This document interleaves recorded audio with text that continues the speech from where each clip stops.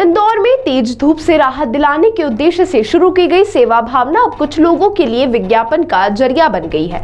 निगम आयुक्त ने जानकारी देते हुए बताया कि कई संस्थानों ने बाइक राइडर्स को धूप से बचाने के लिए ग्रीन नेट लगाने का निवेदन किया था। निगम ने इस पर सहमति जताई, लेकिन कुछ संस्थाओं ने सेवा के नाम पर पक्के स्ट्रक्चर बनाकर उस पर विज्ञापन लगा दिए, जो नियमों के खिलाफ है।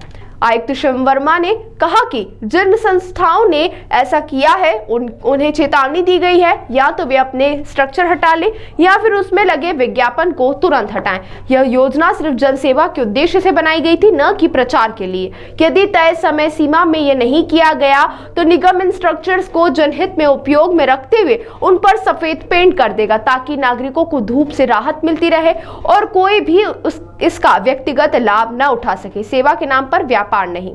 देखिए, अपने चिन्हांकन हो चुके हैं, जो मार्किंग है वो सारी चिन्हांकन हो चुके हैं। हमारे जो वेंडर है वो भी तैयार हैं और हम लोग शीघ्र ही इस पे काम करना शुरू कर देंगे। सर, दूसरा जो शेड्स लगाए गए थे उसमें हमने देखा कि पूरा एक कैप्चर कर लिया, विज्ञापन लग गए जो धूप से रही है। एक गंभीर मसला है क्या?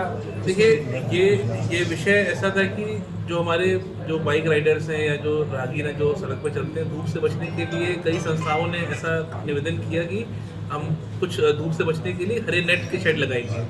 उनको जब ये उन्होंने इच्छा जाहिर की थी, लेकिन उसके बाद जब उन्होंने शेड लगाए तो उन्होंने पक्के स्ट्रक्चर बना के उसे विज्ञापन कर दिया, क्योंकि बिल्कुल भी नियम संगत नहीं है। तो उन सभी लोगों को चेतावनी दी गई है कि भाई आप इस चीज़ को या तो हटा लें या जो विज्ञापन है उसमें उसको हटा लीजिए आप, क्योंकि हम सेवा करने के भाव से आए हैं, लेकिन नियमों का पालन करना सभी के लिए ज़रूरी है। तो उनको समय दिया गया, यदि वो ये नहीं करेंगे तो चूँकि वो जो स्ट्रक्चर है वो जनहित में उपयोगी स्ट्रक्चर है, लोगों को धूप से बचाव हो रही है उसकी, तो हम लोग उस पर वाइट पेंट या ऐसा कुछ कर देंगे ताकि विज्ञापन आउटडोर मीडिया रूल्स का वायलेशन भी ना हो और जो हमारे इंदौर के वासी हैं उनको एक जन सुविधा मिल जाए। सर, आपने